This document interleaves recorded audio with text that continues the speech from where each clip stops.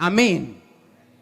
ਅੱਜ ਨਸ਼ਾ ਵੇਚ ਕੇ ਪੈਸਾ ਕਮਾ ਸਕਦੇ ਆ ਲੋਕ, ਪਰ ਮੈਂ ਇਹੋ ਜਿਹੇ ਲੋਕ ਦੇਖੇ ਨਸ਼ਾ ਵੇਚ ਕੇ ਪੈਸਾ ਕਮਾਇਆ, ਛੋਟੀ ਦੁਕਾਨ ਤੋਂ ਵੱਡੀ ਦੁਕਾਨ ਕੀਤੀ, ਉਸ ਤੋਂ ਵੱਡੀ ਕੀਤੀ, ਫਿਰ ਕੋਠੀ ਪਾਈ, ਫਿਰ ਇੱਕੋ ਹੀ ਬੇਟਾ ਸੀਗਾ, ਉਹਨੂੰ ਇਹੋ ਜਿਹਾ ਰੋਗ ਹੋ ਗਿਆ, ਉਹਦੇ ਹੱਥ ਪੈਰ ਚੱਲਣੇ ਬੰਦ ਹੋ ਗਏ, ਬੈੱਡ ਤੇ ਆ ਗਿਆ, ਡੈਥ ਹੋ ਗਈ।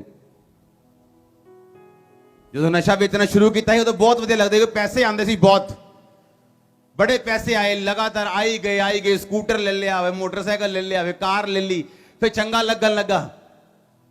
और इक्को दिन आया जो परमेश्वर ने सारा कुछ वापस करता, क्योंकि ऐसा नहीं हो सकता कि तुसी लोकां दी जनरेशंस नू खराब करो और तुहाडी अपनी जनरेशन बचाई जाए, ऐसा नहीं हो सकता।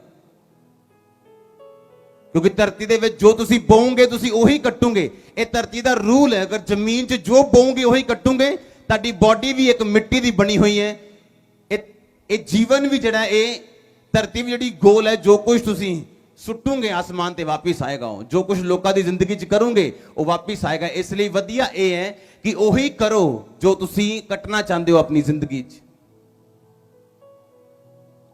जे तुसी नहीं चाहते कि आने वाले टाइम तुहाडे बच्चे